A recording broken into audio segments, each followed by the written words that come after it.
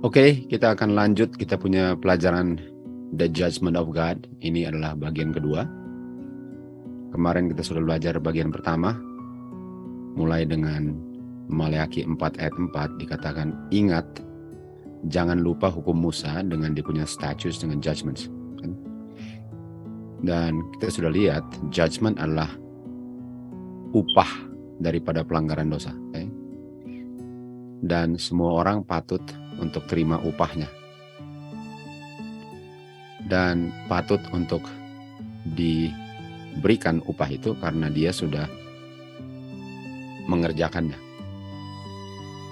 Itu adalah judgment, kan? Namun, walaupun judgment itu adalah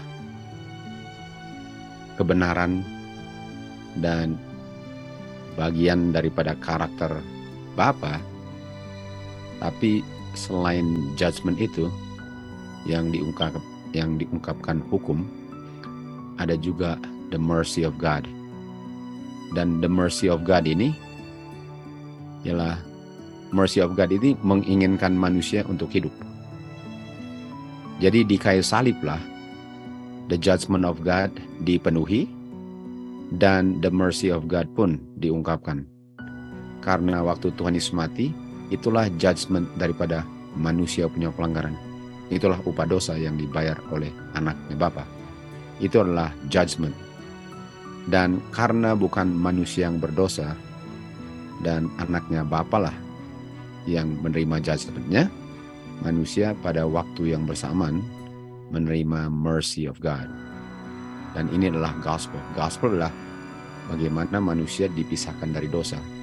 Dan dipisahkannya dari dosa, di mana dosanya diberikan kepada Tuhan Yesus yang menerima judgment-nya, dan manusia diberikan kehidupan, dan bukan hanya diberikan kehidupan, tetapi diberikan akses kepada kuasa grace untuk tidak berdosa lagi. Itu artinya untuk diselamatkan dari dosa, dan itu adalah gospel. Dan umat-umat Israel waktu keluar dari Mesir, mereka tidak mengerti prinsip daripada 10 hukum ini. Yang mereka bisa lihat dan mereka rasakan dan alami ialah takutnya terhadap Tuhan. Waktu di Keluaran 19 dibilang, kalau kamu menurut perintahku dan memelihara covenantku, kamu akan menjadi peculiar treasure unto me. Bangsa yang istimewa, ya, berdasarkan penurutannya tentu saja. Dan mereka bilang, semua yang Tuhan bilang kami akan lakukan. Sementara kita tahu bahwa tanpa kuasa Tuhan, di Efesus 2, di Yohanes 15 ayat 5 katakan, kalau kita mau usaha untuk melakukan yang baik, Roma 7:18, kita nggak bisa. Sementara mereka bilang, kami akan lakukan. Dan waktu Keluaran 20, 10 hukum dikumandangkan dari Bukit Sinai, mereka ketakutan. Yesaya 59 ayat 1-2 bilang, orang yang terpisah adalah orang yang ada dosa. Dan mereka malahan menjauhkan diri. Jadi itu buktinya bahwa hukum itu, Roma 3 ayat 20 mengatakan bahwa hukum itu mengungkapkan dosa orang. Sementara hukum itu bukan solusi daripada dosa, karena hukum itu hanyalah mengungkapkan pelanggaran seseorang kalau dia melanggar. Jadi Tuhan mau menolong mereka, mau menghargai pertolongan mereka melalui anaknya Tuhan Yesus, di mana walaupun mereka patut untuk mati, tapi Tuhan mau tunjukkan bahwa kalau mereka sadar bahwa mereka membutuhkan Tuhan dan melihat kasih Tuhan kepada mereka, bahwa Tuhan tidak ingin untuk mereka dibinasakan, bahwa Tuhan inginnya untuk mereka hidup, bahwa ada yang menggantikan mereka punya kematian, yang kita tahu adalah judgment. Sementara mereka hanya bisa lihat judgment, tapi mereka tidak bisa melihat the love of God, the mercy of God. Mereka nggak bisa lihat itu. Dan karena mereka nggak bisa lihat itu, mereka ketakutan. Dan seakan-akan nggak ada solusi. Lalu setelah itu, di Keluaran ujung daripada 20, 21, 22, 23, 24, diberikan hukum-hukum. hukum-hukum termasuk hari Sabat dan festival. Itu adalah feast. Kan? Dan setelah itu 25 sampai 31 diberikan sanctuary dengan dia punya services. Dan itulah solusinya daripada persoalan dosa mereka. Dan sebelum itu, sebelum mereka melihat dia punya gospel, mereka membuat perjanjian berdasarkan darah lembu untuk menyetujuinya dengan katakan semua yang Tuhan bilang kami akan lakukan. Padahal mereka sudah ketakutan waktu di Sinai, sudah mengungkapkan bahwa mereka nggak bisa menurut. Buktinya waktu diberikan 10 hukum malahan takut. Kalau mereka bilang kita akan menurut 10 hukum, sementara di kumandangkan 10 hukum mereka ketakutan. Inilah kondisi mereka waktu keluar dari Mesir. Sudah sangat dipengaruhi dengan perbudakan di Mesir dan kekafiran, sehingga mereka sudah tidak mengenal apa-apa lagi. Jadi setelah mereka menyetujuinya, lalu diberikan dia punya sanctuary. Nampaknya mereka nggak ngerti fungsi daripada sanctuary. Karena sanctuary itulah, kalau mereka mengerti, barulah mereka punya acara ceremonial law dan korban-korban yang mereka persembahkan.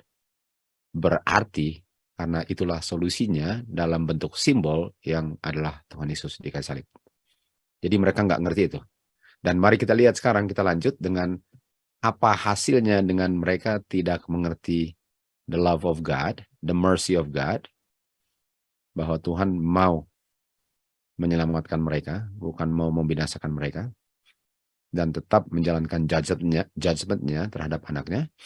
Apa hasilnya kalau mereka tidak mengerti status judgment dengan sanctuary the love of God? Apa hasilnya? Hanya beberapa minggu kemudian di Keluaran 32, mereka waktu Musa ke gunung menerima instruksi untuk dia punya sanctuary service, kita tahu mereka membuat apa? Mereka membuat lembu emas. Dan inilah yang mereka mengerti waktu mereka tinggalkan Mesir. Ini lembu emas mereka buat sendiri dengan tangan mereka, dibentuk sendiri dengan tangan mereka, dan paling kurang mereka bisa lihat. Dan nggak rasa takut. Sementara hukum Tuhan sangat menakutkan, suara Tuhan dengan guntur dan kilat itu menakutkan. Ini mereka nggak rasa takut. Dan kalau nggak rasa takut, artinya mereka nyaman sekali dalam dosa mereka. Karena hukum Tuhan itu membuat mereka gemetar karena ada dosa. Dan di sini mereka bisa lihat mereka dansa, menyanyi, dan loncat-loncat, angkat tangan. Artinya mereka nggak rasa takut. Dan kalau nggak rasa takut, artinya mereka sangat nyaman dalam dosa. Sangat nyaman dalam dosa. Dan sekarang mereka menyembah God. Sementara kita ingat bahwa 10 hukum mengatakan, dan dikatakan juga di judgment yang diberikan kepada Musa, bahwa mereka nggak boleh membuat atau mengukir atau membentuk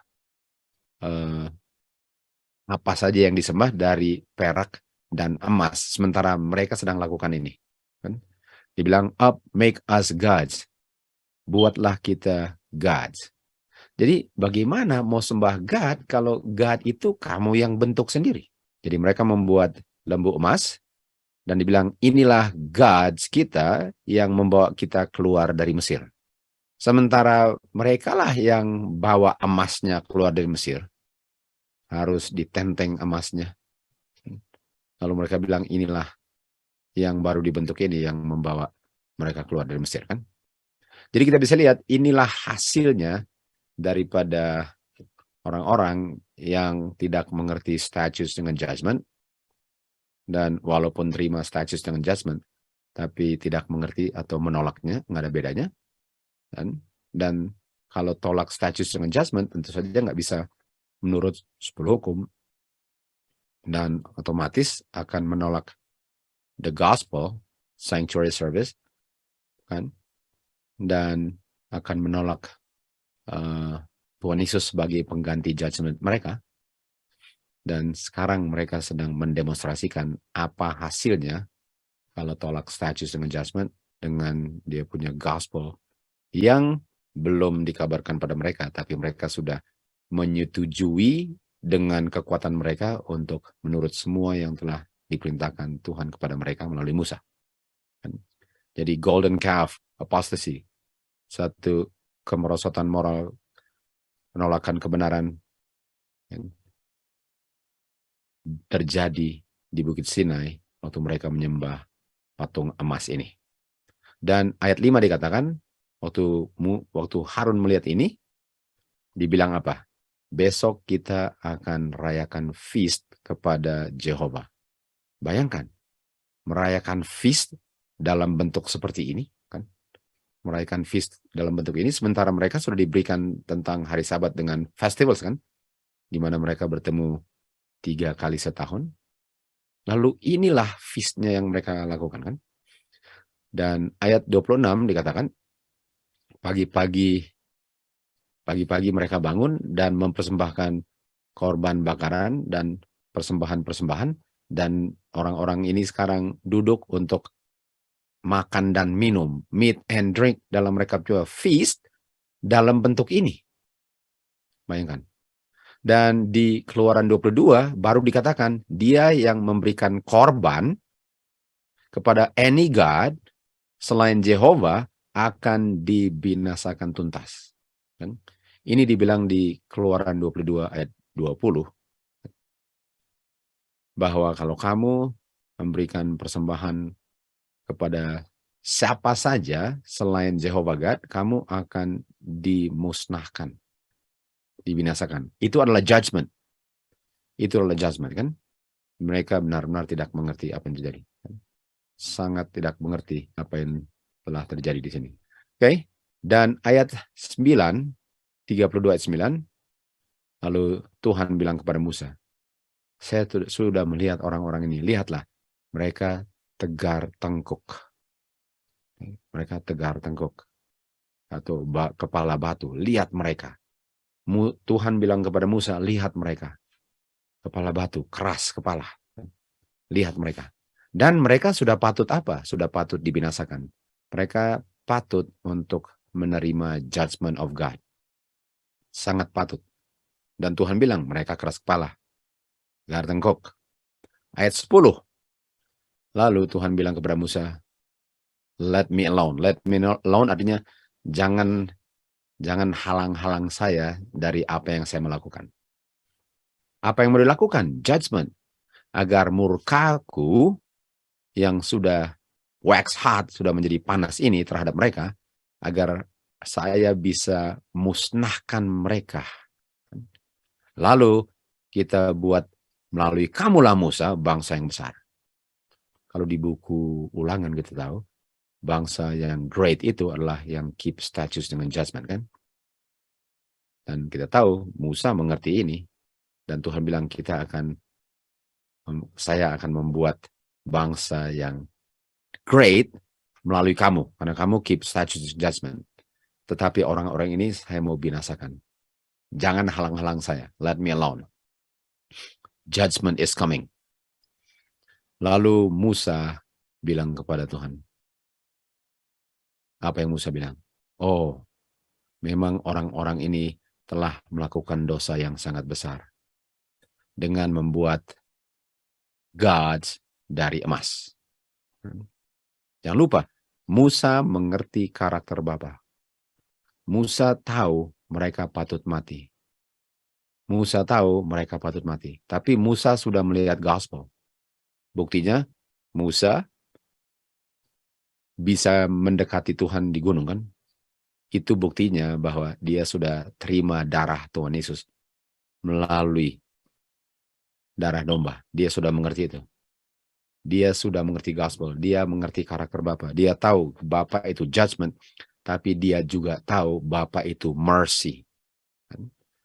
Dan Musa bilang, oh memang orang-orang ini sudah melakukan dosa yang sangat besar dengan membuat lembu daripada emas. Lalu Musa bilang di ayat 32, namun sekarang, kalau engkau mengampuni dosa mereka, atau ampunilah dosa mereka. Coba lihat ini. Coba lihat ini. Ampunilah dosa mereka. Jadi kalau kita lihat, oh nggak bisa diampuni. Seakan-akan nggak bisa diampuni. Kenapa? Karena mereka sudah patut untuk mati kan? Sama dengan Adam dan Hawa di Taman Eden, mereka patut mati. Mereka sudah dikasih pilihan. Mereka sudah dibilang apa hasil daripada masing-masing pilihannya. Dan mereka memilih pilihan yang mengakibatkan kematian kekal. Okay? Dan patutlah sebagai keadilan dan karakter Tuhan untuk membinasakan mereka sebagai judgment. Karena itu adalah karakter Tuhan. Orang yang berdosa harus mati kan. Tapi Musa mengerti bahwa makanya Musa bisa naik ke gunung dan 40 hari 40 malam bersama-sama dengan Tuhan di gunung ya. Menerima instruksi itu. Dia bilang apa? Bukankah engkau bisa mengampuni dosa mereka? Dan dia bilang, kalau engkau pilih untuk tidak mengampuni dosa mereka, hapuskanlah nama saya dari buku kehidupan yang kau telah tulis. Artinya, biarlah saya yang hilang selama-lamanya. Coba lihat, bukankah ini sama dengan Tuhan Yesus waktu di Getsemani? Tuh. Murid-muridnya mengkhianati dia, ketiduran, lari. Orang yang mau diselamatkan malahan mengolok-olok dia. Dibilang pekerjaan dia adalah pekerjaan setan. Tuhan Yesus enggak ada unsur tersinggung, sakit hati, marah, benci, dengki. Sama sekali tidak. Itu adalah love. Dan dengan love yang sempurna, Tuhan Yesus bilang apa? Walaupun saya nggak bisa lihat di ujung daripada kubur ini, tapi saya siap untuk bayar dosa mereka.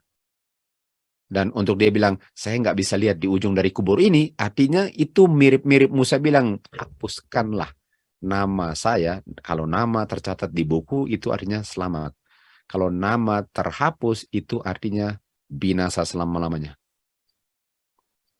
Artinya kalau namanya tercatat, kalau namanya terhapus, waktu Tuhan Yesus datang kedua kali, nggak dibangkitkan. Nanti dibangkitkan 1000 tahun kemudian untuk dibinasakan. Musa bilang, sayalah yang dibinasakan. Bukankah dia sedang mengungkapkan karakter Bapa, mercy dan anaknya yang diungkapkan terhadap manusia yang sudah pilih dan patut untuk mati. Dikatakan di Yakobus 2:13, mercy, bersuka cita lebih daripada judgment. Artinya Tuhan lebih pingin untuk memberikan mercy daripada jalankan judgment. Dan sangkin Tuhan ingin untuk berikan mercy bagi orang berdosa daripada terima judgment, dia letakkan judgmentnya kepada anaknya. Bayangkan, ini adalah bukti bahwa Tuhan sangat menginginkan manusia untuk terima mercy kalau judgmentnya diberikan kepada anaknya dan anaknya dengan senang hati menerimanya.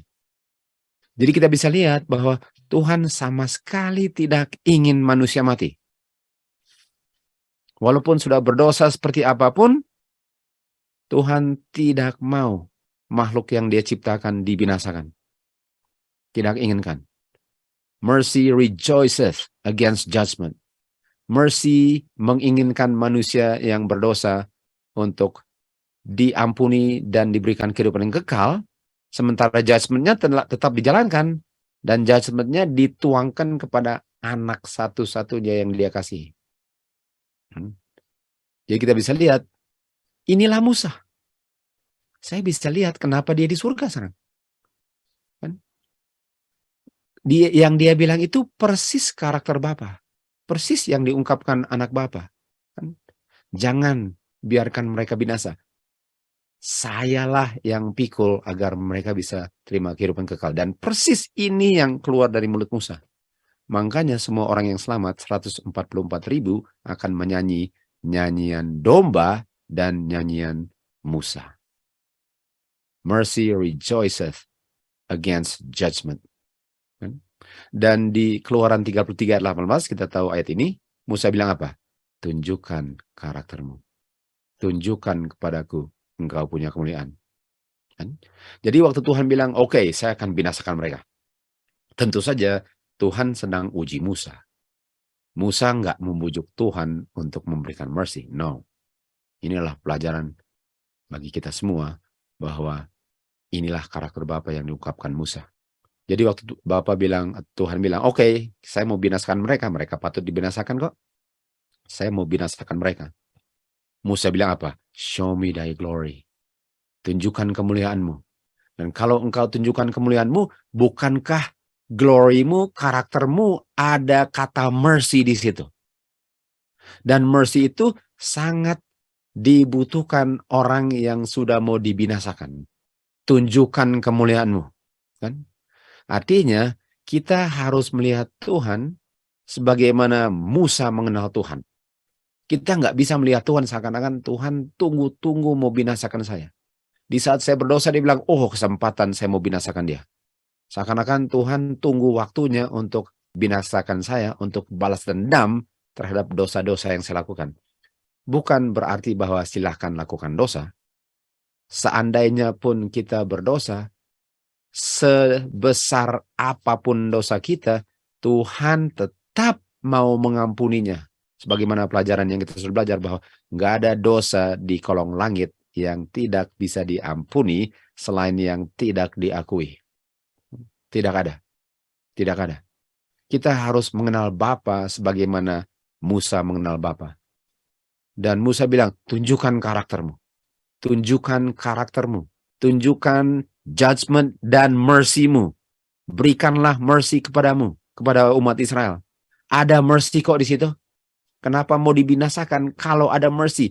Sia-sia dibawa keluar dari Mesir kalau dibinasakan padahal ada mercy. Bayangkan Musa. Bukan main Musa. Bukan main Musa punya 40 tahun di padang belantara. Sudah dia belajar tentang karakter Bapa. Bukan main. Lalu ayat 19, Tuhan menjawab Musa. Waktu dia bilang, tunjukkan karaktermu, tunjukkan mercy-mu. Tuhan bilang, saya akan menunjukkan semua kebaikanku. Saya akan menyebut namaku, karakter. Saya akan gracious kepada siapa yang saya mau gracious. Saya akan tunjukkan mercy kepada siapa saja yang saya mau tunjukkan mercy. Jadi waktu Musa bilang, tunjukkan karaktermu. Bapak bilang apa? Saya mercy. Saya gracious. Glory adalah spirit, adalah nama, adalah karakter, adalah mercy, adalah grace. Ini yang Musa bilang, tunjukkan ini. Jangan binasakan mereka. Engkau kan merciful, tunjukkan ini. Coba lihat ya, bukan main. Kenapa? Karena kalau mereka melihat karaktermu, melihat mercy-mu, apa hasilnya? Orang yang berdosa kalau dibinasakan nggak ada kesempatan untuk selamat. Tapi kalau mereka ditunjukkan mercy, glory, itulah caranya untuk diselamatkan. Kan? Tuhan tidak inginkan siapapun binasa. Makanya Tuhan mau tunjukkan karakternya. Karena di 2 Korintus 3:18 dikatakan, di saat saya memandang karakter Tuhan yang merciful, di mana saya harusnya mati, saya mulai dirubah karakter saya sesuai dengan karakter Tuhan. Dari glory to glory. Makanya Tuhan bilang, Musa bilang, tunjukkan mercy-mu padaku. Tunjukkan kepadaku mercy-mu dan umatmu yang kau bawa dengan kuasamu keluar dari Mesir, perlu lihat ini juga. Sehingga nggak ada yang perlu dibinasakan. Tentu saja kalau orang sudah lihat dan tolak, artinya dia pilih untuk judgment. Tuhan akan hargai itu. Tuhan akan hargai kalau sudah melihat Tuhan punya mercy, lalu dia tetap pilih untuk judgment, Tuhan akan hargai itu. Walaupun pembinasaan itu adalah dia punya strange act. Tetapi Tuhan lebih ingin orang itu terima mercy daripada dibinasakan. Walaupun Tuhan akan menghargai pilihannya untuk menolak mercy-nya. Kita lihat di Great Controversy 434 dikatakan, hukum Tuhan adalah pengungkapan dalam tulisan dari karakternya Tuhan. Lalu dikatakan di Sabbath School Workers ini, dikatakan bahwa the glory of God yang Musa mau lihat adalah karakternya. Artinya, waktu Musa bilang, tunjukkan kemuliaanmu, Yang Musa mau lihat ialah karakter yang diungkapkan di dalam hukumnya Tuhan. Dan dengan saya merenungkan karakternya, dengan saya melihat hukum Tuhan, saya dirubahkan menjadi seperti dia. Jadi yang umat Israel hanya bisa lihat dari hukum Tuhan ialah judgment. Sementara mereka nggak bisa lihat Tuhan punya mercy dalam hukum yang sama. Dan Tuhan mau kasih tunjuk, makanya dia mau kasih tunjuk statutes dengan judgment, dengan dia punya sanctuary services, karena disitulah mereka akan lihat dia punya mercy. Karena yang mati di situ domba, bukan mereka. Yang mati di situ bukan orang berdosa, tetapi orang atau anak bapa yang nggak pernah berdosa. Makanya dombanya tak bercacat. Tapi mereka nggak pernah lihat itu. Umat Israel nggak pernah lihat itu dan sudah bilang apa? Oke, semua yang Tuhan bilang kita akan lakukan. Kita nggak mau berdosa. Jadi mereka dibutakan dari the mercy of God. Mereka dibutakan dari the gospel. Mereka dibutakan dari kematian Tuhan Yesus di kayu salib. Yang diungkapkan di 10 hukum yang diuraikan oleh hukum Musa. Itu sebabnya Maliaki bilang, ingat hukum Musa. Dengan status, dengan judgment-nya, sebelum Tuhan Yesus datang. Kan? Sebelum Tuhan Yesus datang.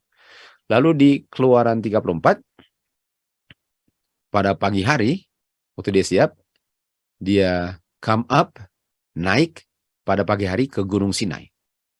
Kan? Lalu Tuhan turun di dalam awan dan berdiri dengan Musa di situ dan menyebut namanya. Ini dia. Waktu dibilang show me the glory, sekarang dikasih tunjuk glory-nya, namanya, karakternya, hukumnya, kemuliaannya. Lalu dikatakan 34 ayat 6, Tuhan bilang apa? The Lord God merciful, gracious, panjang sabar, long suffering, goodness. Ini yang Musa lihat. Dan waktu dia lihat ini, kita sudah tahu dia akan lihat dia punya sanctuary service. Waktu dia turun, dia akan bawa 10 hukum kan? Dia lihat ini. Dan Musa bisa lihat. Musa tahu. Makanya Musa bilang, ampuni mereka. Sementara Tuhan bilang, saya mau binasakan mereka. Musa bilang, ampuni mereka. Engkau kan ada mercy. Lalu ayat 7 dikatakan, keeping mercy. Selalu mau memberikan mercy. Dan mau mengampuni pelanggaran dosa mereka. Ini yang Musa bilang, saya tahu engkau mau mengampuni. Saya tahu engkau kirim anakmu supaya satu pun tidak binasa. Kenapa mereka harus dibinasakan? Tunjukkan kemuliaanmu. Bukan main. Bukan main. Kita perlu sekali untuk mengerti karakter Bapa. Karena kalau enggak, kita enggak tahu siapa yang kita sembah. Kalau kita hanya pikir bahwa Bapa itu siap untuk membinasakan saya, dan selalu pikir, oh Bapak udah marah kali. Bapak udah capek lihat saya berdosa terus. Oh no. No. Enggak pernah. Karena bukan karakter Bapak itu untuk capek lihat saya. Bapak mau tolong saya karena saya enggak bisa berhenti berdosa. Kenapa Bapak mau capek untuk lihat orang yang enggak pernah berhenti berdosa? Kalau dia datang untuk tolong orang untuk berhenti berdosa. Kan? Tapi bukan artinya bahwa kita tetap berdosa kan. Jadi waktu Musa bilang tunjukkan glory-mu, itu sama dengan tunjukkan gospel-mu. Kan? Dan waktu tunjukkan gospel, Tuhan kasih tunjuk dia punya sanctuary services kan. Nama, merciful, gracious, long suffering, panjang sabar, abundant in goodness and truth, limpah dalam kebaikan dan kebenaran, dan mengampuni pelanggaran dan dosa-dosa. Ini yang Musa bilang, tunjukkan itu. Tunjukkan karaktermu Bapak. Enggak ada yang perlu dibinasakan, kecuali mereka tolak. Dan apa ini? Kita lihat ya, ini yang saya garis bawahi. Long suffering dengan goodness. Apa itu long suffering dengan goodness? Long suffering dengan goodness, paling kurang 2 yang saya pilih di atas ini, adalah apa? Buah roh. Itulah buah roh. Kan? Itulah buah roh. Jadi kalau kita memiliki buah roh, kita akan seperti Musa. Seperti Bapak juga, seperti itu. Itu artinya memiliki karakter ya. Tapi bukan berarti bahwa orang yang tetap berdosa dan menolak kebenaran, itu tidak patut untuk menerima judgment, dan tentu saja hanya Tuhanlah yang menentukan kapan judgment-nya, bukan manusia. Tapi kita selalu siap untuk menolong orang dengan kebenaran yang Tuhan sudah berikan. Hanya Tuhanlah yang tahu sejauh apa penolakan akan kebenaran kalau kita berikan dan mereka tolak, kan? Jadi kita bisa lihat bahwa ini adalah buah roh. Bapa punya karakter, adalah the fruit of the Spirit. Oke, sekarang di 2 Korintus 4 ayat 4 dikatakan, setan, the God of this world, ya, telah membutakan pikiran orang-orang yang tidak percaya, karena kalau mereka percaya, mereka akan lihat terang daripada kemuliaan Injil Kristus. Artinya kita bisa lihat bahwa umat Israel apa? Buta. Karena mereka nggak bisa lihat Injil, yang mereka lihat ialah penghakiman. Itu sebabnya waktu mereka mendengar 10 hukum dikumandangkan, mereka langsung ketakutan. Karena ketakutan itu sama dengan Adam dan Hawa waktu sembunyi di belakang belukar, karena mereka tahu mereka berdosa, dan mereka sudah tahu bahwa upah dosa adalah maut. Yang mereka bisa lihat dari belakang belukar ialah kita sudah mau terima judgment. Persis apa yang terjadi kepada umat Israel. Kita takut. Kita sudah berdosa. Kita terima judgment. Walaupun mungkin mereka nggak sadar itu, tapi itulah kenyataan yang mereka rasakan. Dan ayat 8, Keluaran 34 ayat 8 dikatakan, Musa dengan segera dia tunduk kepalanya ke bumi dan dia sembah. Dia sembah God, kan? Jadi tadi kita lihat, tunjukkan kemuliaanmu, lalu Musa apa? Lalu Musa waktu lihat itu, waktu dia lihat karakter Bapa yang penuh dengan kemurahan kebaikan, dia langsung sembah Bapa. Bukankah malaikat pertama dibilang, fear God, give God the glory. Takutlah akan Tuhan dan muliakanlah Bapa, betul? Dan waktu dibilang muliakanlah Bapa, lalu dibilang apa? Waktu dibilang muliakanlah Bapa, untuk muliakan Bapa ialah untuk menerima Bapa punya pengampunan, kan? Bapa punya mercy. Dan waktu menerima Bapa punya mercy, menerima roh Bapa, yaitu love, peace, joy, long suffering, goodness tadi, kan? Waktu itulah hasil kerja Roh Kudus dalam saya waktu saya menerima roh Bapa. Karena kita tahu glory adalah pekerjaan daripada roh, kan? Dan waktu saya terima pengampunan dengan kuasa roh yang merubahkan kehidupan saya, dan saya memuliakan Bapa dan saya sembah Bapa. Malaikat pertama, Wahyu 14 ayat 7 bilang, fear God, berikan Bapa kemuliaan, dan worship God. Musa langsung worship God. Bayangkan itu. Benar-benar malaikat pertama bukan teori, kenyataan bagi Musa. Ini bukan, oh kita kayaknya harus worship God. Kalau malaikat pertama dibilang, kita patut worship God, harus ada aba-aba. Enggak, itu enggak perlu aba-aba, itu dari isi hati otomatis akan dilakukan itu. Di Keluaran 34 ayat 9, dia bilang, kalau saya, lalu dia lanjutkan, kalau saya telah menemukan grace di hadapanmu, oh Tuhan, tuntunlah kami.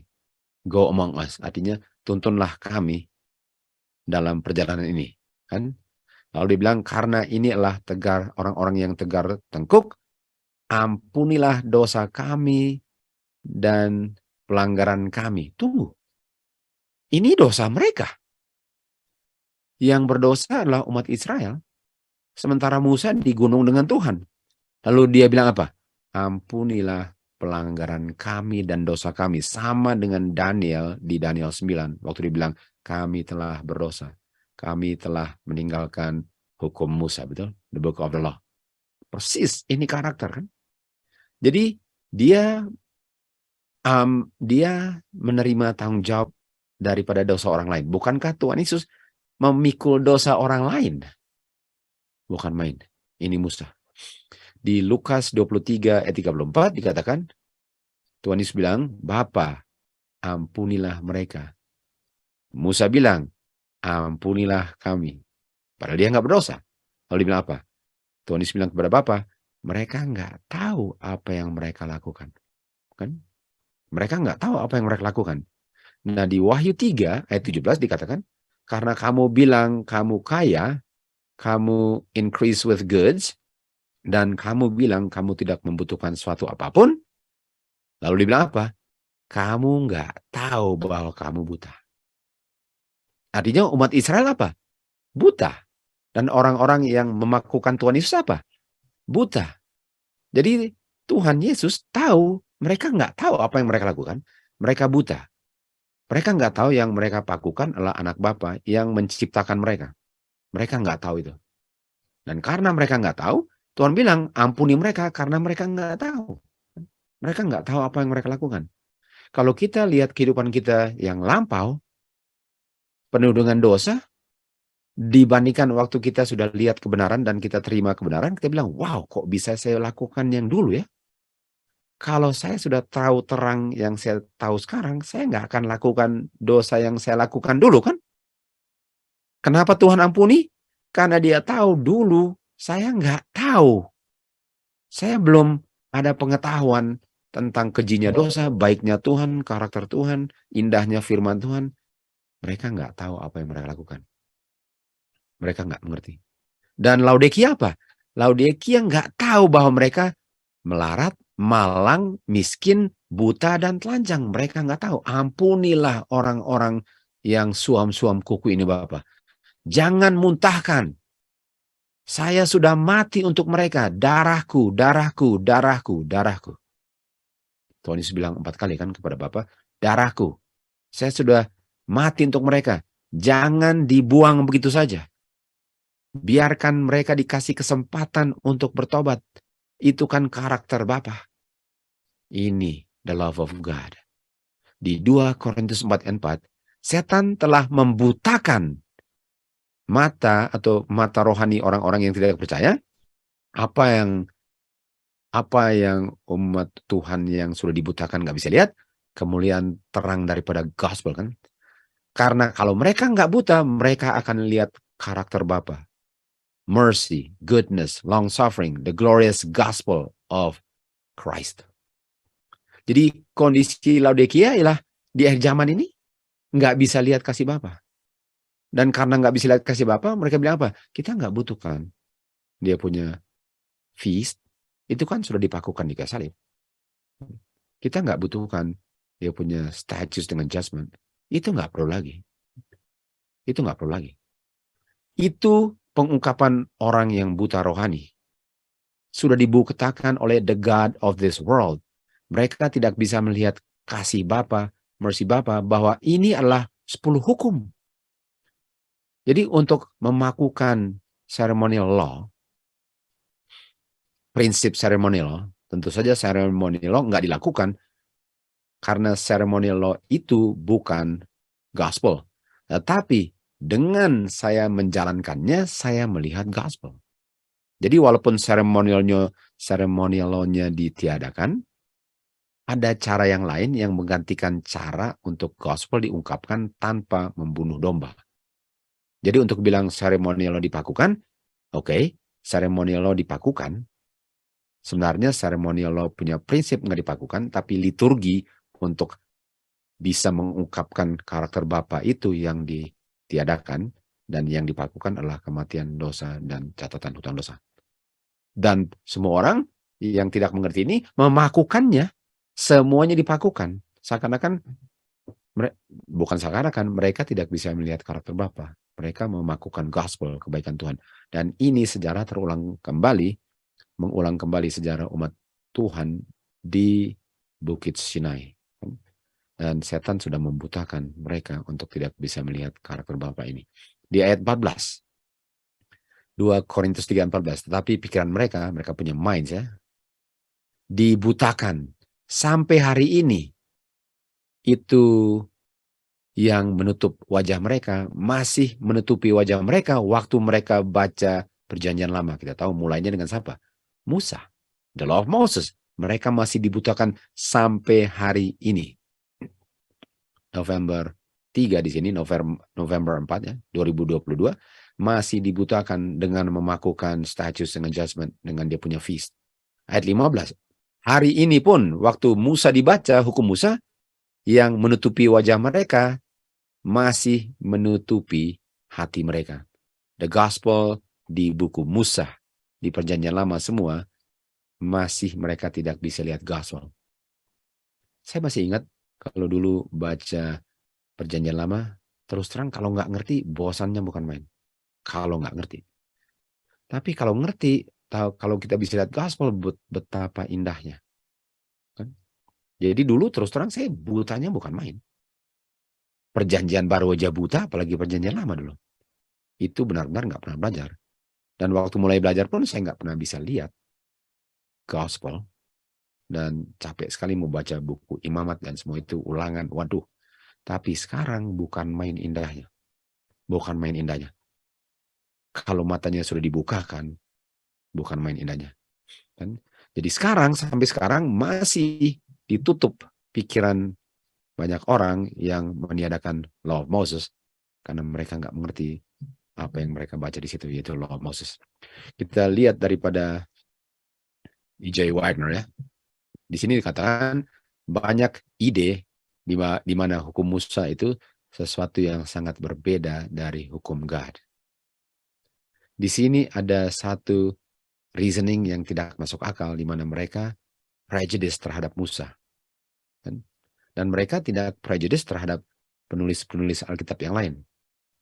Kalau ada sesuatu yang dibilang, oh ini kan ditulis di buku Kejadian, Keluaran, Imamat, Ulangan, atau Bilangan ya. Mereka bilang, oh itu kan hukum Musa. Loh, itu kan Alkitab kok bilang hukum Musa? Apakah 5 buku pertama itu bukan Alkitab kan? Jadi sudah bisa lihat betapa butanya. Seakan-akan dengan bilang itu sudah selesai pembicaranya. Okay. Jadi mereka tidak memperlakukan Yesaya, Yeremia, Rasul Paulus, atau Petrus sebagaimana mereka memperlakukan Musa. Makanya dibilang di buku Maleaki, dia nggak bilang ingat buku Yesaya, Yeremia, Rasul Paulus, atau Petrus kan. Dia bilang ingat hukum Musa karena mereka sangat prejudisnya terhadap Musa. Karena Musa yang menerima instruksi kan dari surga. Dari surga itu waktu di Bukit Sinai. Untuk buat dia punya statutes, dia punya judgment, dan dia punya ceremonial law, dia punya sanctuary service kan. Dan itulah sebabnya Musa mereka tidak mengerti dan oleh sebab itu dipakukan kayu salib. Okay? Dan kita sudah tahu bahwa nggak ada orang selain Musa yang di-honor oleh Tuhan. Yang sangat highly ya. Buktinya dia diangkat ke surga. Dikatakan sini, the law of Moses is the law of God. Artinya, kalau saya tolak law of Moses, saya tolak law of God. Karena law of Moses itu mengungkapkan lebih terperinci daripada karakter Tuhan melalui statutes judgment dengan dia punya ceremonial law yang kita bisa tahu ada hubungannya dengan the sanctuary services kan. Ini dia, dipakukan semuanya. Musa kita tahu, Musa nggak membuat hukum apa-apa. Itu bukan hukumnya Musa. Untuk dibilang hukum Musa itu karena hukum itu disampaikan kepada umat Israel melalui Musa. Sementara 10 hukum itu diucapkan langsung dari gunung. Dan adalah satu kesalahan untuk mengatakan bahwa Musa itu Musa punya hukum. Dia digerak oleh Roh Kudus. Sebagaimana penulis Alkitab lain pun menerima inspirasi dari Roh Kudus. Siapa saja yang menolak tulisan Musa, dia menolak, membuang tulisan atau firman Tuhan. Jadi dalam hal ini, banyak orang sudah dibutakan daripada karakter Tuhan yang diungkapkan dalam hukumnya, yang dibilang adalah hukum Musa. Di 2 Korintus 3 ayat 13 dikatakan, waktu Musa mengenakan tudung untuk menutupi wajahnya karena wajahnya bersinar-sinar, sehingga umat Israel tidak bisa melihat the end daripada yang di-abolish. Jadi yang di-abolish punya end yang nggak bisa lihat ya. Jadi ada sesuatu yang di-abolish yang namanya the end yang mereka nggak bisa lihat. Apa itu the end? Nah, kita tahu the end ini adalah 5056, kita sudah pernah belajar kan, namanya telos. Dan kalau kita lihat di sebelah di Roma 10 ayat 4 di Perjanjian Baru, Kristus adalah the end. The end daripada the law. Jadi apa yang mereka nggak bisa lihat dari yang di-abolish? Kita tahu bahwa yang di-abolish adalah death. Yang di-abolish adalah death. Tapi the end itu kita tahu artinya ada complete, sempurna, perfect. Dan karakter Tuhan itu belum dengan sempurna saya lihat kalau saya hanya lihat penghakiman. Kalau saya hanya lihat judgment, saya belum dengan sempurna. Saya belum melihat dia punya fulfillment, kesempurnaan daripada karakter Tuhan, kan? Kalau saya lihat orang terima judgment, itu karakter Tuhan. Karena yang melanggar harus mati. Tapi itu belum dengan sempurna saya lihat. Jadi yang mereka nggak bisa lihat dengan sempurna, karena kita tahu arti the end adalah sempurna, kan? Fulfill. Complete. The end, kan? Jadi apa daripada karakter Tuhan yang mereka belum lihat sehingga mereka nggak bisa lihat dengan sempurna karakter Tuhan selain penghakiman? Kita tahu. The end of the law adalah apa? Righteousness. Maksudnya for righteousness. Artinya hukum itu waktu dilihat orang, dia bilang apa? Kamu tidak righteous. Kamu melanggar hukum. Kamu unrighteous. Kalau unrighteous adalah dosa, kan? Kamu unrighteous. Kamu unrighteous. Dan hukum yang bilang. Tapi hukum nggak bisa menolong orang untuk menjadi righteous. Yang menolong orang untuk menjadi righteous ialah kalau orang itu dosanya nggak ada. Tapi nggak pernah orang itu bisa menyingkirkan dosanya dengan kuasanya sendiri. Hanya bisa disingkirkan dengan diberikan kepada Tuhan Yesus. Dan Tuhan Yesus memberikan, Tuhan Yesus punya righteousness kepada dia. Sehingga hukum bilang sekarang apa? Kamu righteous. Kamu righteous. Jadi untuk saya terima righteousness, Tuhan Yesus harus hidup sempurna, memenuhi karakter Bapa yang sempurna. Justice Tuhan penuhi waktu dia mati. Mercy, dia ampuni orang yang patut mati. Jadi untuk saya terima righteousness-nya Kristus, itulah the end of the law. Sementara orang-orang Israel dan banyak orang di akhir zaman yang nggak bisa mengerti ini, mereka hanya bisa lihat penghakiman daripada hukum Tuhan. Padahal itu status judgment dan ceremony law menunjukkan bukan hanya penghakiman karena ada yang mati, tapi Tuhan punya mercy. Jadi untuk terima righteousness harus ada yang terima justice-nya Tuhan, kan? Dan saya terima mercy-nya Tuhan.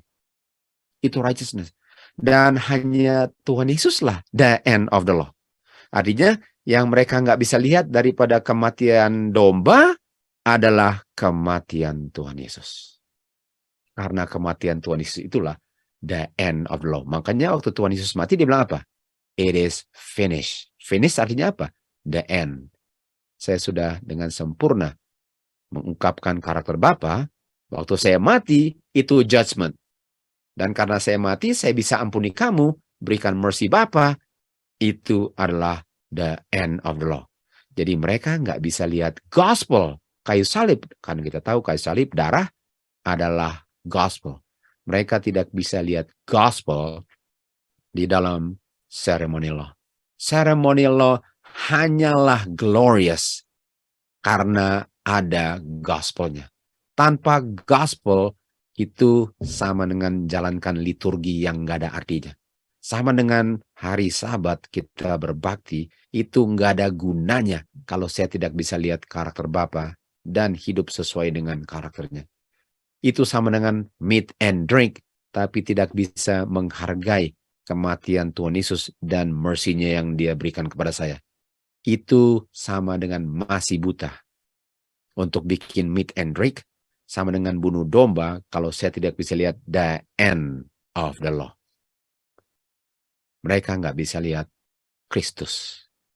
Jangan kita melakukan kesalahan yang sama dengan melakukan meat and drink seakan-akan saya punya keselamatan dengan saya partisipasi dalam meat and drink. Itu sama dengan orang-orang Yahudi atau orang-orang Israel waktu keluar, yang penting sudah bunuh domba, saya udah selamat karena saya bunuh domba. Tidak. Tidak ada keselamatan dengan bunuh domba.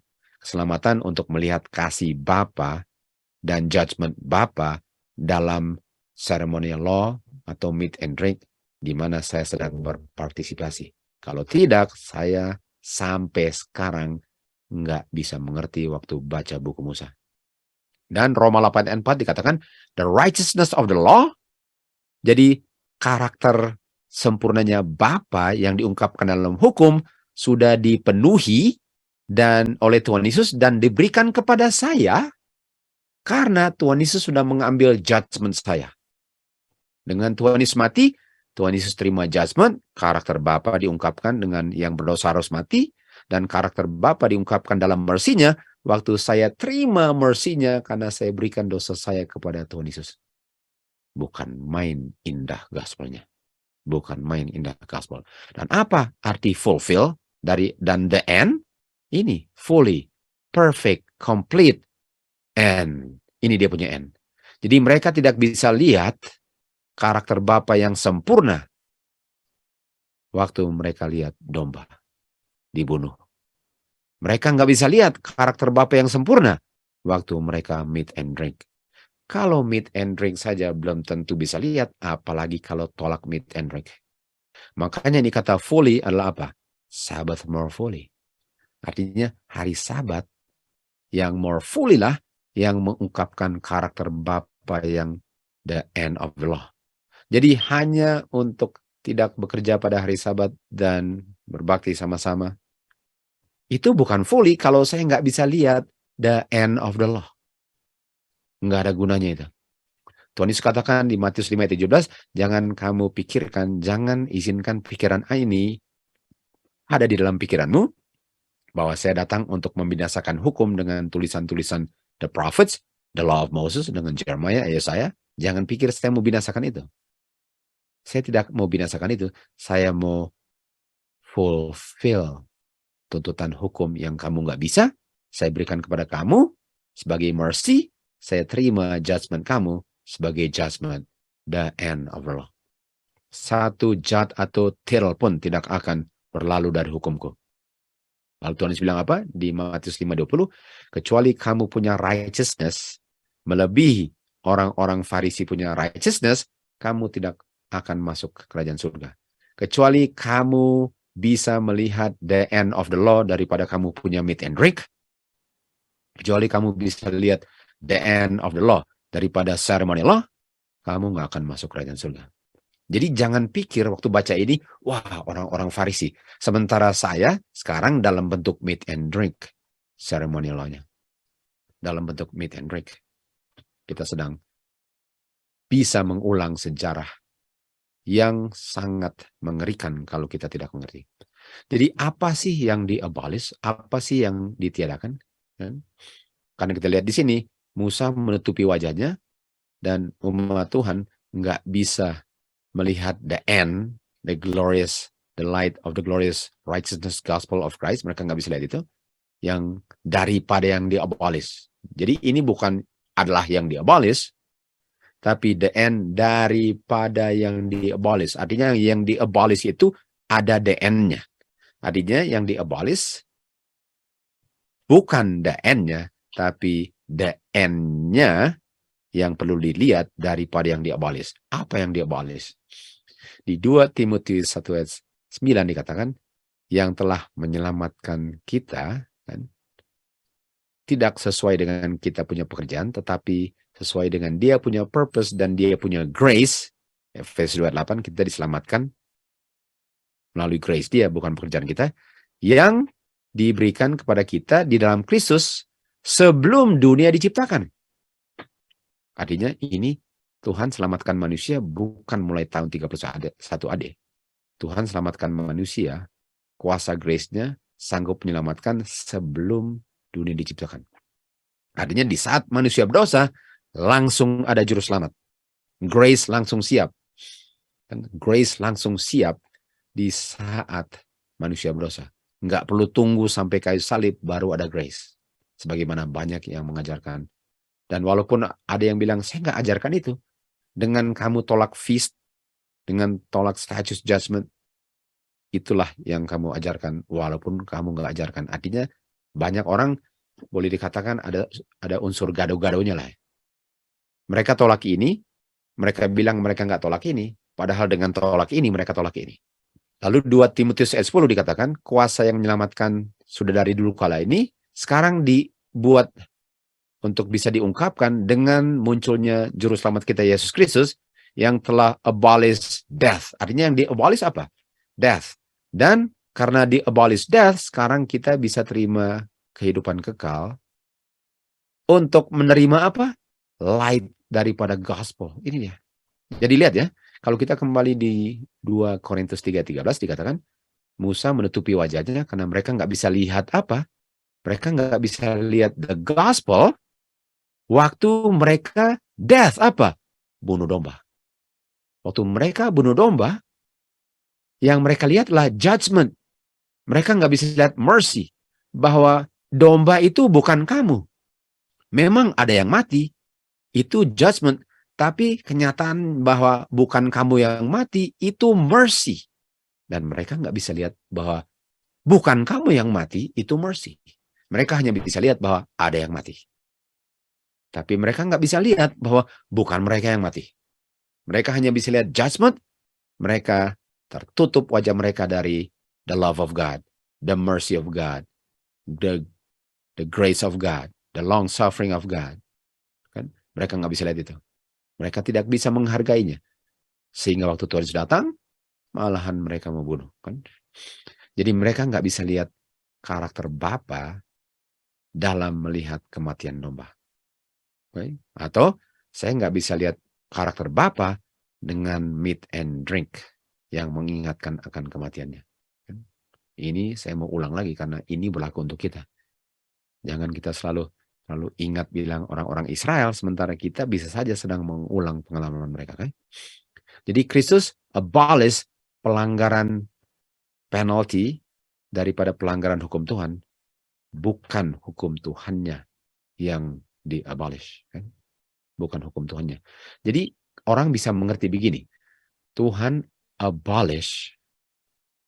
Waktu di sini katakan, mereka tutup wajah mereka, orang yang salah mengerti ya, sehingga mereka tidak bisa melihat the end. Dan saya nggak tahu apa artinya maksud mereka end. Pokoknya mereka bilang yang sudah di-abolish. Artinya feast, dia punya status, dia punya judgment, kan? Law of Moses, itu yang di-abolish mereka di sini. Yang mereka bilang di sini, itulah yang di-abolish. Padahal bukan. Yang di-abolish adalah kematian, tapi waktu ada kematian, mereka nggak bisa lihat gospel. Dibutakan mata mereka dari karakter Bapa. Dan kalau nggak bisa lihat gospel, artinya mereka nggak bisa lihat hukum Tuhan. Dan untuk memakukan semua itu adalah untuk memakukan hukum Tuhan. Tuhan Yesus bilang lagi, saya nggak mau binasakan, saya mau fulfill kan. Saya mau fulfill. Nah, di sini Tuhan Yesus katakan, kalau kamu akan melanggar salah satu hukum ini dan kamu ajarkan orang lain untuk tidak perlu melakukannya, binasa. Kan? Jadi dengan saya mengajarkan bahwa itu sudah dipakukan di kayu salib. Yang saya bilang persis apa yang setan bilang. Karena setan ingin sekali hukum Tuhan untuk dipakukan ke kayu salib. Karena setan sangat benci hukum Tuhan. Peperangan di surga adalah peperangan terhadap hukum Tuhan. Dan kalau saya pakukan ke kayu salib hukum Tuhan, saya sedang melakukan pekerjaan yang dimulai setan di surga. Di surga sudah dilakukan. Jadi katakan, kalau kamu ajarkan itu, he shall be called the least in the kingdom of heaven. Kan? Masuk kerajaan surga pun tidak kan. Lalu dikatakan lagi, kecuali kamu punya righteousness melebihi orang Farisi, artinya kamu bisa saja lihat judgment Tuhan benar, tapi kamu nggak bisa lihat righteousness Tuhan. Seperti di sini ya, Matius 5:21. Dikatakan, jangan membunuh. Jangan membunuh. Nah, ini prinsip daripada righteousness ya. Bisa melihat karakter Tuhan itu yang mengungkapkan dosa. Sekali lagi, hukum Tuhan mengungkapkan dosa. Kalau saya tidak bisa lihat karakter Tuhan, saya nggak bisa lihat dosa saya. Kalau saya salah mengerti karakter Tuhan, kalau saya nggak kenal hukum Tuhan, saya nggak bisa lihat dosa waktu saya berdosa. Kan? Walaupun saya bisa lihat dosa, tapi yang saya lihat nggak dosa yang dilihat Tuhan. Artinya orang Farisi hanya bisa lihat sebagian daripada dosa, sementara mereka nggak bisa lihat akar daripada dosa. Itu righteousness mereka. Dikatakan di 10 hukum, di Sinai diungkapkan jangan membunuh. Karena kalau kamu membunuh, kamu akan terima apa? Judgment, kan? Jadi Tuhan Yesus di Matius 5:21 ada judgment, kan? Jadi Tuhan nggak singkirkan judgment. Tuhan nggak bilang, oh kamu sekarang nggak terima judgment. Tuhan bilang, kamu sudah dengar kan?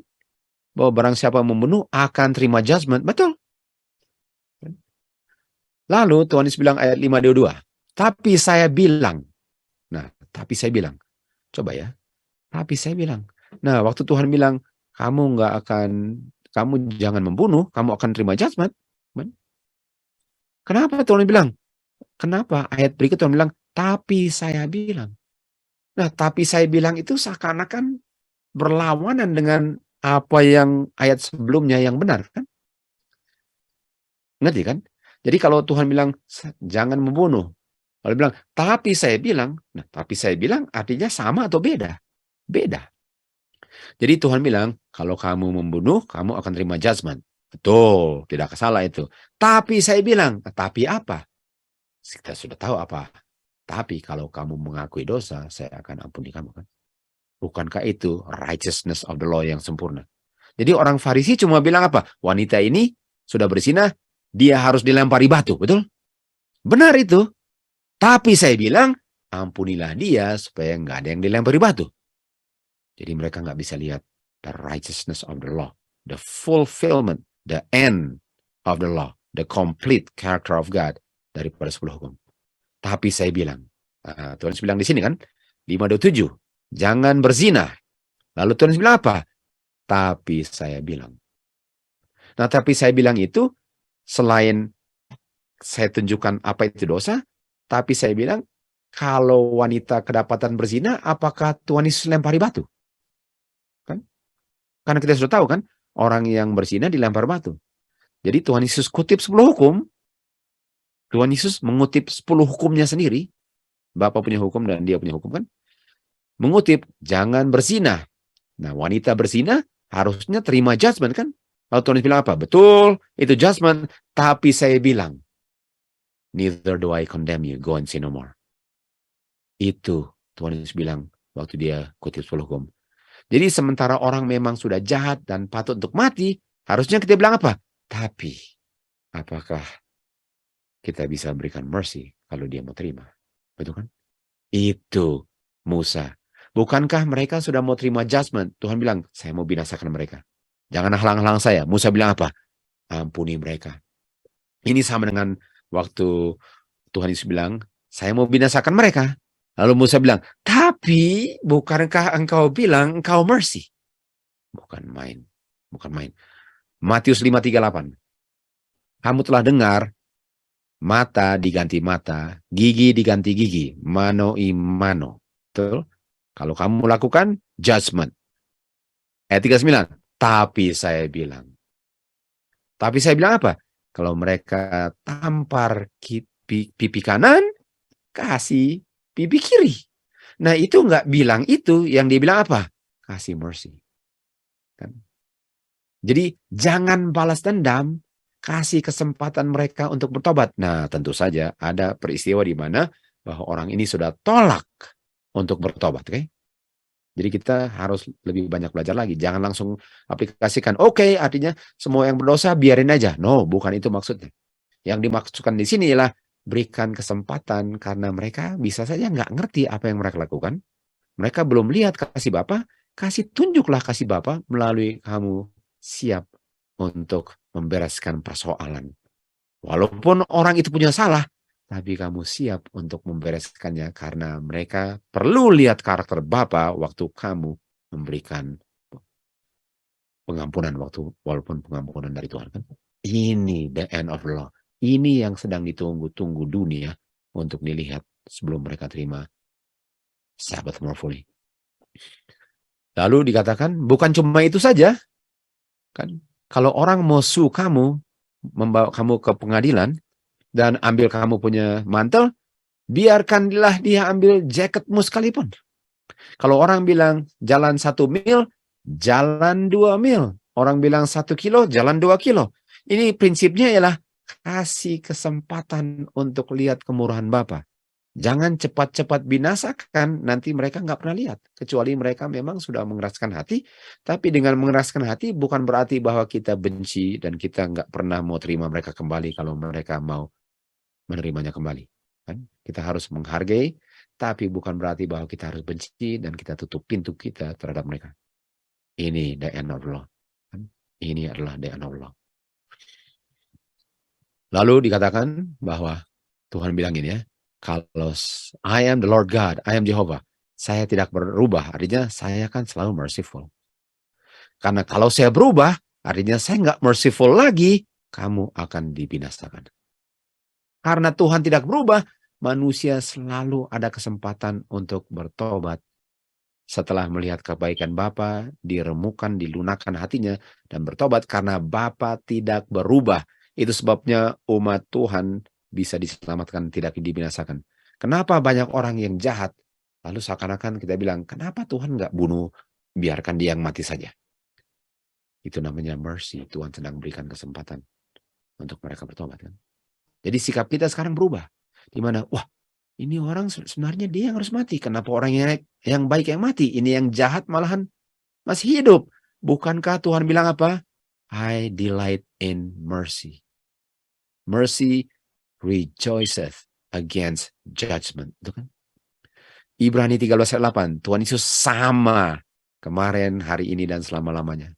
Kita harus melihat karakter Bapa di kayu salib. Karena kayu salib itu. Sebelum kayu salib, setelah kayu salib. Kalau kita lihat kayu salib, saya bisa lihat saya yang harus berada di situ. Dan karena bukan saya, itu mercy. Dan karena ada yang di situ, itu judgment.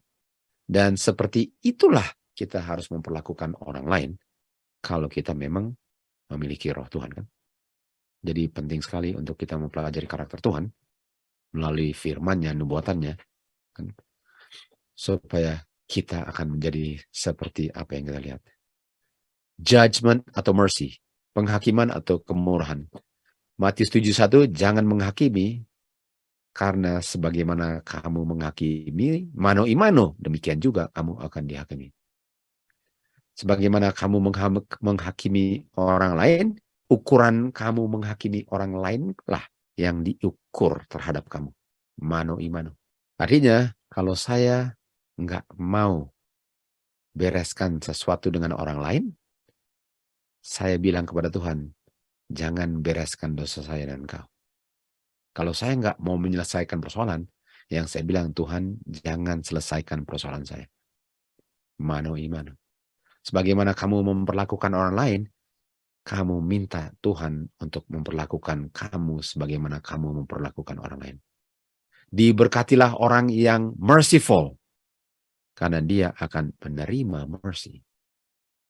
Tetapi orang yang hanya mau menghakimi, dia minta hanya untuk dihakimi dan tidak terima mercy.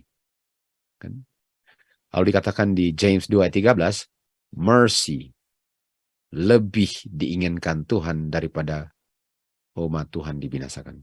Mercy rejoiceth against judgment. Lalu Matius 23:23, cilakalah scribes dengan orang-orang Farisi hypocrites. Kamu pay tithe daripada mint dengan anise dengan cumin, sementara kamu tidak melakukan yang lebih berisi dan lebih berat daripada hukum. Apa yang lebih berat daripada hukum? Judgment and mercy and faith. Inilah yang harusnya kamu lakukan, kamu tidak lakukan. Artinya orang-orang Farisi bikin ini, bikin itu, bikin ini, bikin itu, tapi mereka nggak ada mercy. Nggak ada mercy kan? Dan mereka punya judgment itu, judgment tanpa mercy. Jadi apa itu the weightier matter of the law? Righteousness-nya daripada 10 hukum yang tidak dimengerti oleh orang Farisi. Gospel itu the weightier matters of the law. Itulah yang mengisi gandum itu dan yang tidak dimiliki oleh sekam. Judgment, mercy, and faith. Nah, judgment ini artinya kita tetap akan judgment itu tetap akan lakukan. Artinya kalau orang berdosa tetap harus terima dia punya sanksi efeknya, tapi bukan berarti bahwa kita benci dan kita tidak mau mengampuni kalau dia minta pengampunan, kan? Itu maksudnya. Oke, sekarang Matius 23 ayat 24 dikatakan, kamu orang-orang buta sedang menuntun orang-orang buta.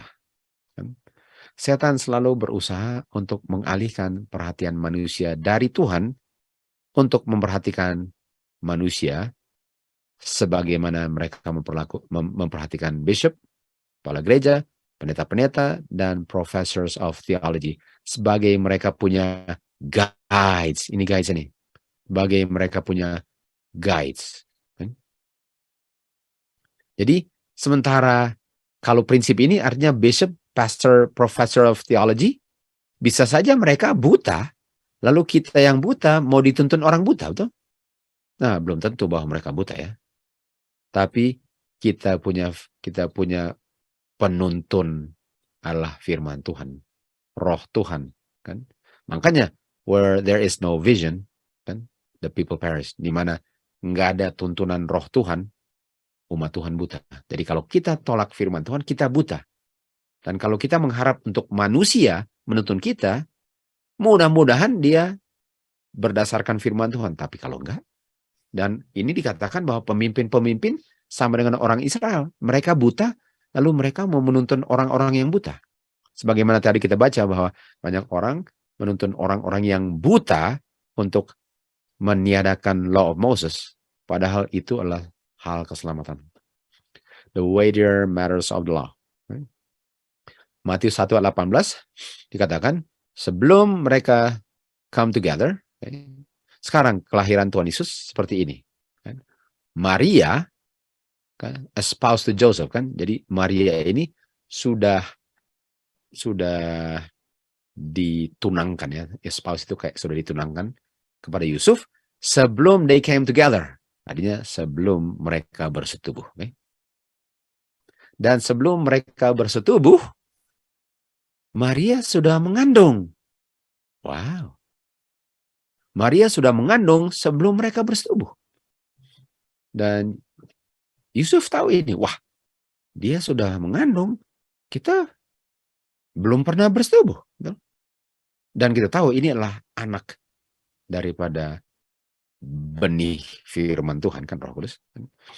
Tapi, jadi sebelum mereka bersetubuh, dia sudah mengandung. Nah, apa ganjaran orang-orang yang sudah mengandung sebelum menikah? Okay? Lalu Yusuf, husband daripada Maria, dia adalah orang yang just. Just itu artinya apa? Orang yang benar. Orang yang tahu hukum Tuhan. Karena hukum Tuhan itu apa? Just, holy and good. Artinya, kalau just, orang live by faith. Artinya, Yusuf hidup berdasarkan iman akan firman Musa. Karena kita tahu Alkitab dulu cuma bukunya Perjanjian Lama termasuk Musa. Artinya Yusuf bukan orang buta Farisi, dia just. Artinya apakah dia tahu hukum Musa, dia tahu karakter Tuhan, dia tahu righteousness of the law, dia tahu the weightier matters of the law? Iya, Yusuf tahu. Dan dia bisa lihat sini, kita sudah bertunang tapi belum bikin apa-apa, belum menikah, belum benar-benar sudah sah, tapi kamu sudah mengandung. Lalu dibilang apa? Dia tidak mau membuat ini diketahui banyak orang, publik ya. Dan contoh apa? Contoh kita akan lihat. Karena di Kejadian 38-24 dikatakan orang-orang yang melacurkan dirinya harus dibakar. Okay? Di Ulangan 22 buku Musa, kan, buku Musa ini bilang kalau orang kedapatan sudah tidak perawan lagi waktu dia menikah, dia harus hadapan banyak orang di kota, publik, dilempari batu karena dia sudah berzina. Itu hukum Musa. Apakah Yusuf tahu hukum Musa? Tahu. Apakah dia mengerti ini Roh Kudus punya bayi? Dia nggak ngerti ya. Dia nggak ngerti. Tentu saja dia akan pelajari itu. Tapi setahu dia bilang, wah, ini gawat ini. Ini Maria harus dihadapi di banyak orang, di umum, dan dilempari batu dan mengakui bahwa dia sudah melacurkan dirinya sebelum nikah. Itu judgment. Tapi siapa? Yusuf just, dia tahu hukum Musa. Dia tahu hukum Tuhan. Makanya dia bilang apa? Saya tidak mau menghakimi dia. Was minded to put her away privately. Jadi dia nggak mau bawa seret dia keluar seperti wanita di Yohanes 8 diseret, dibilang ini dia melacurkan dirinya, lempar batu. Hukum Musa bilang lempar batu. Yusuf, dia tahu hukum Musa. Dia tahu karakter Bapa. Dia nggak have mercy. Karena dia tahu bahwa Tuhan tidak ingin semua dibinasakan. Tuhan mau have mercy untuk orang itu bisa bertobat, kan? Bukan main. Jadi kita bisa lihat Yusuf ini adalah orang yang just. Dia mengerti the weightier matters of law. Dia bisa melihat dia punya hukum tanpa tertutup wajahnya.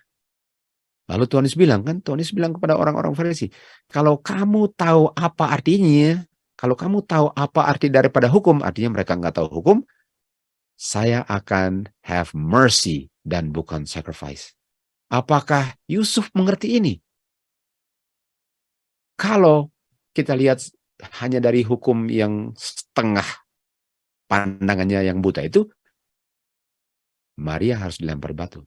Jadi seakan-akan Yusuf melanggar hukum. Tidak, dia tidak melanggar hukum. Dia malahan menjalankan hukum dengan memberikan mercy kepada Maria. Kan? Walaupun kita tahu dia nggak melacurkan dirinya, tapi konsepnya di sini.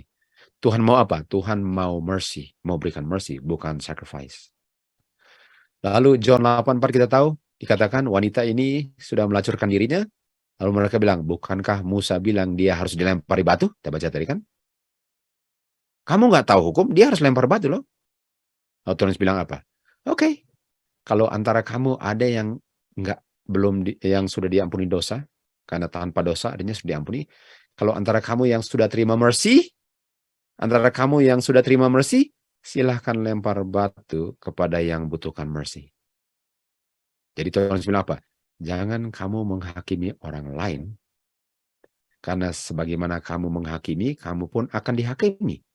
Artinya perlakukanlah orang lain sebagaimana Tuhan sudah perlakukan kamu.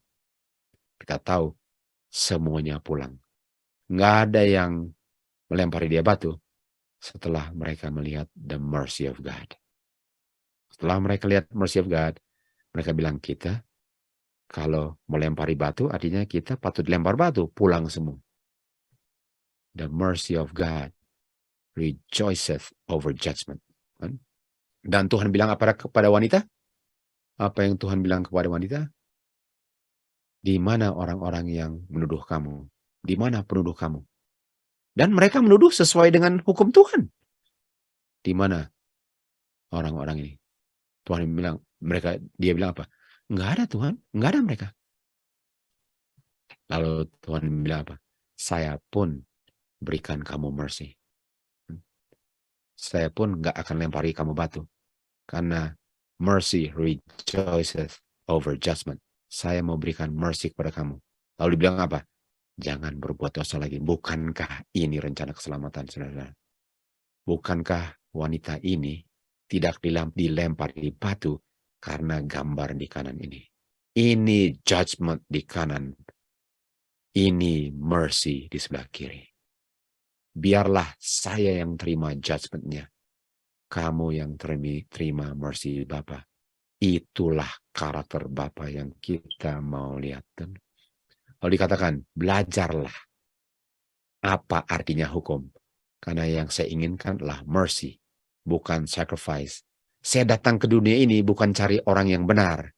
Tapi saya datang untuk cari orang yang butuhkan mercy, untuk bertobat dan terima mercy. Saya datang bukan untuk membinasakan, saya datang untuk menyelamatkan. Saya menginginkan mercy, bukan sacrifice. Hosea 6 ayat 6. Dan saya inginkan kamu untuk mengetahui karakter Bapa lebih daripada korban-korban ini. Walaupun korban perlu dilakukan, tapi mudah-mudahan kamu lihat karakter Bapa dalam korban ini. Umat Tuhan tidak mengenal kebenaran, tidak mengenal mercy, tidak mengenal karakter Bapa, sementara masuk ke gereja. Atau lakukan feast sekalipun, meat and drink, tapi enggak melihat karakter Bapa. Keluaran 33:18, tunjukkan kemuliaanmu, tunjukkan goodness-mu, namamu, grace-mu, mercy-mu. Ini yang dibutuhkan oleh Laodikia yang buta. Mereka perlu lihat karakter Bapa, glory of God. Itu sebabnya semuanya dipakukan karena mereka buta. Laodikia adalah sidang yang sedang dihakimi. Dan sementara dihakimi, penghakiman tidak dijalankan karena Sabbath morphology, pekabaran the mercy of God, the last message of mercy, sedang dikumandangkan bagi gereja yang sedang dihakimi. Sementara wanita ini, gereja ini, Laodikia di akhir zaman, sedang mau dilempari batu. Pekabaran the last message of mercy, and the earth enlightened with His glory, sedang dikabarkan agar tidak seorang pun yang harusnya dilempar batu perlu dibinasakan, tetapi menerima mercy-nya God. Tuhan bilang di Mika 6 ayat 6, saya akan datang. Shall I come before him with burnt offerings? Apakah saya akan datang dengan korban-korban? Apakah Tuhan senang dengan ribuan-ribuan domba jantan? 10 ribuan minyak, sungai minyak? Kan? Dan memberikan saya punya anak untuk saya punya pelanggaran? The fruit of my body for sin of my soul. Jadi dikatakan di sini, kan, bahwa apakah yang Tuhan inginkan dia punya korban-korban? Betul, Tuhan butuhkan korban untuk pelanggaran. Tapi bukan itu yang dia butuhkan dari saya. Yang dia butuhkan dari saya adalah penurutan dan korbannya dia kirim anaknya. Mika 6 ayat 8. Dia telah menunjukkan kepada kamu apa yang baik. Apa sih yang Tuhan tuntut daripada kamu? Untuk melakukan yang just seperti Yusuf lakukan kepada Maria. Untuk mencintai mercy. Untuk jalan rendah hati dengan Tuhanmu. Mika 7:18. Who is a God like unto thee? Siapa God yang seperti engkau? Yang mengampuni kejahatanmu. Yang melewati pelanggaranmu. Daripada remnant, daripada keturunannya. Yang tidak mau menahan-nahan marah selama-lama, tapi dia senang untuk memberikan mercy. Jadi kalau kita mau simpan dosa, itu sama dengan bilang, Tuhan jangan ampuni dosa saya. Kalau saya mau marah sama orang dan setelah matahari terbenam masih mau simpan-simpan, seperti itulah saya bilang Tuhan perlakukan saya. Jadi jangan minta pengampunan dari dosa kalau kamu nggak mau bereskan dengan orang lain. Kamu seakan-akan mau menyimpan-nyimpan sesuatu dalam hatimu, sementara kamu harapkan Tuhan tidak simpan-simpan dosamu. Mika 7 ayat 19. He will turn again. Dia akan berpengasihanan kepada kami. Dia akan simpan, dia akan tiadakan dosa-dosa kami. Kan? Dan dia akan lempar kita punya dosa-dosa ke kedalaman laut. Kita tahu cerita tentang Daud kan?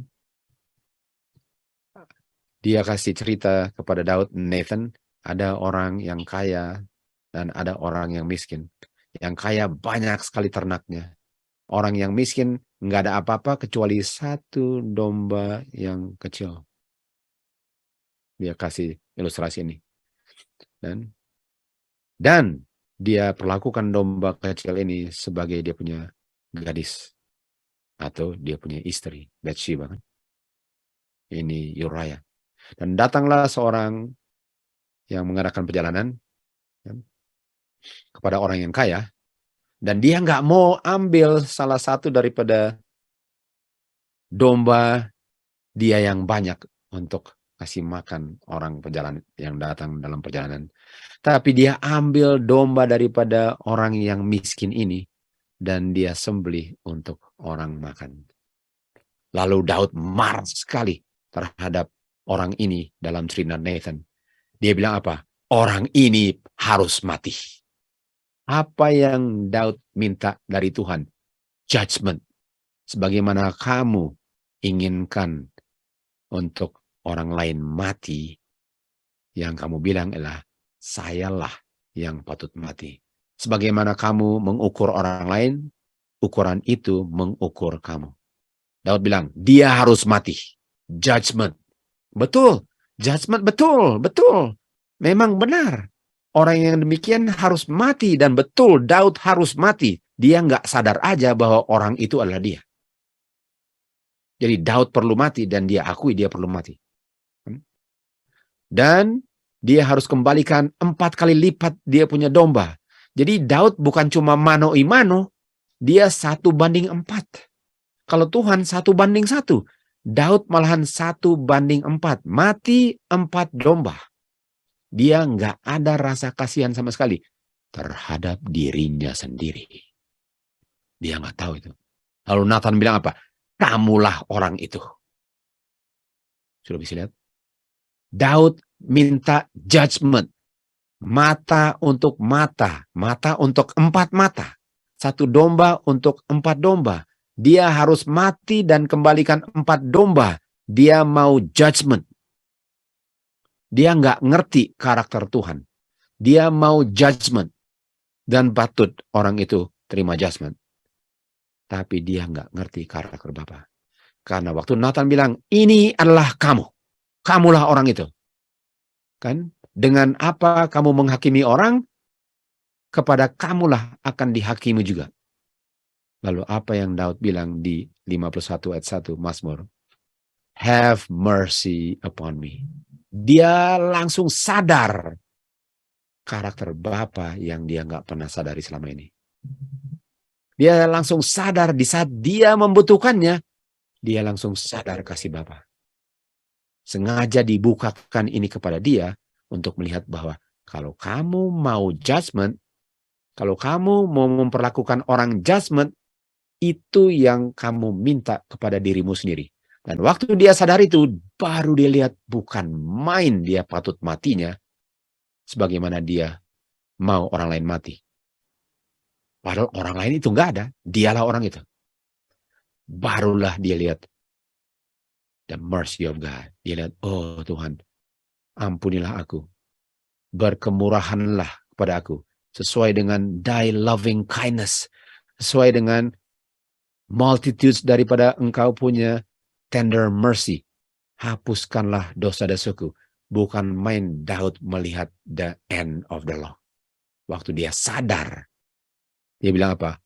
For his mercies are great. Bukan main, saudara-saudara. Tuhan Yesus sudah datang.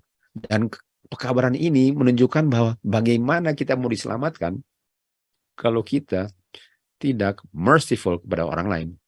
Sebagaimana Bapa dan Anak sudah merciful kepada kita. Itu karakter Bapa yang kita perlu renungkan dalam kita punya feast, dalam kita punya status judgment, dalam apa yang kita lakukan.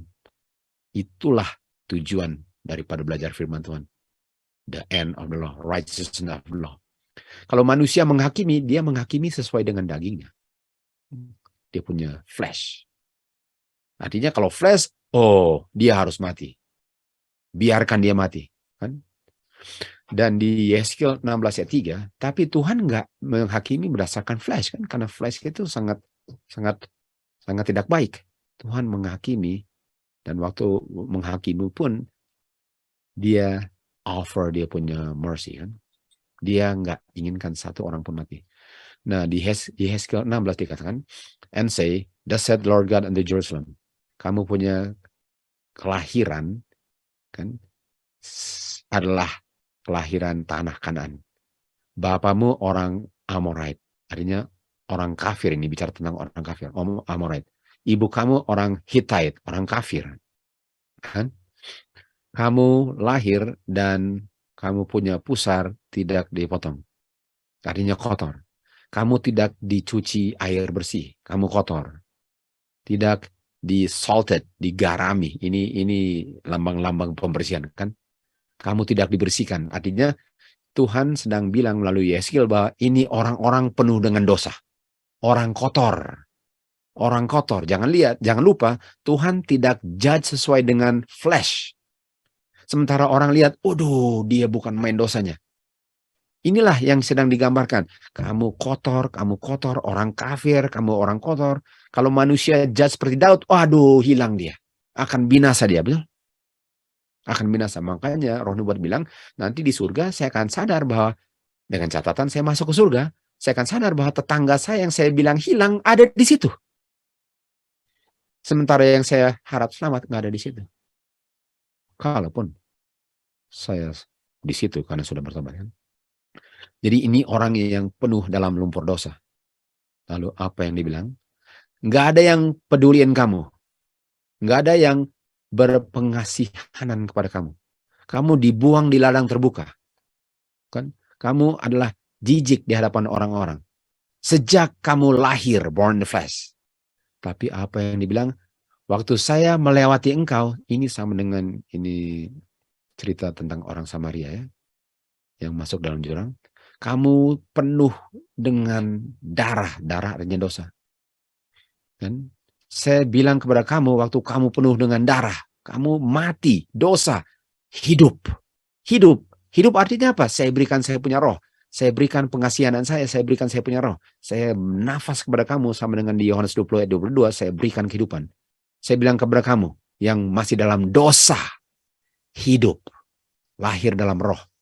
Jadi Tuhan waktu lihat orang kotor, dia nggak lihat kotornya, dia lihat potensi orang itu. Dia lihat bagaimana kamu setelah kamu dilahirkan kembali. Bagaimana kalau kamu sudah cinta kebenaran. Dia lihat saya dalam kondisi saya benci dosa. Sementara dia lihat saya cinta dosa, dia lihat saya, inilah kamu kalau kamu sudah bertobat. Inilah kamu kalau roh saya hidup dalam kamu. Makanya Tuhan bilang apa? Kalau Tuhan lihat saya dalam potensi saya, masa dia mau binasakan saya kalau dia lihat potensi saya? Kalau dia bisa lihat saya murni, cinta Tuhan, rela mati untuk kebenaran, masa dia nggak mau ampuni dosa saya dan berikan mercy kalau potensinya adalah anak-anak Bapa di mana Bapa tidak malu untuk bilang dia Bapa mereka. Daud sudah terbuka matanya. Tudungnya yang menutupi mata dia sudah dibuka. Dia sudah lihat the weightier matters of the law. Kalau kita lihat orang sekarang, kita lihat potensinya. Jangan kita melihat orang sesuai dengan daging kita. Kita lihat orang sesuai dengan bagaimana kalau dia sudah lahir kembali. Itulah bagaimana kenapa Bapa dan Anak selalu mencintai kita, karena yang dilihat adalah potensinya, bukan kenyataan babak belurnya sekarang. Restore unto me. Pulihkan kembali sukacita keselamatan. Artinya dulu dia hilang kan. Dan dia bilang apa? Saya akan share kepada orang yang berdosa. Engkau punya ways. Apa? Engkau punya karakter. Saya akan share kebaikanmu Bapa. Saya akan ajarkan orang lain tentang karakter, the weightier matters of the law kepada orang lain. Sehingga orang berdosa pun bisa bertobat kepada engkau. Korban-korban Tuhan tidak inginkan. Tuhan tidak inginkan korban-korban. Yang Tuhan inginkan adalah apa? Mercy. The last message of mercy sedang dikumandangkan di seluruh dunia. Dikit lagi dunia akan dipenuhi dengan kemuliaan. Wahyu 18:1. Makanya umat Tuhan harus dipanggil keluar dari Babylon supaya bisa lihat the last message of mercy. And the earth was enlightened with the weightier matters of the law. Kristus sudah menjadi korban kita. Itu sebabnya Tuhan nggak inginkan kita bawa korban, karena korban itu adalah Tuhan Yesus yang sudah mati. Jadi untuk apa membawa korban lagi? Dia nggak inginkan korban. Karena dia sudah mati, Kristus sudah meninggikan hukum dan membuat hukum itu magnify dan honorable, ya. Dan karena hukum itu dimagnify di kayu salib, yang dia mau lihat sekarang, yang dia pakukan adalah kematiannya. Christ is our Passover, yang sudah dipakukan di kayu salib. Yang kita lihat sekarang apa? Dia punya mercy. Dan bagaimana kalau kita lihat mercy Tuhan? The Lord is well pleased with His righteousness sake. He will magnify the law and make the law honorable. Di dalam umat Tuhan yang waktu lihat Tuhan Yesus mati di kayu salib, melihat the mercy of God, menerimanya dan hidup sesuai dengan hukumnya. To God be the glory. The law is to be magnified, to be made honorable. Hanya dalam umat Tuhan yang bisa melihat the mercy of God melalui dia punya law of Moses, statutes dengan judgment. Kiranya ini menjadi kenyataan hidup agar Tuhanlah yang dimuliakan dalam segala aspek kehidupan kita.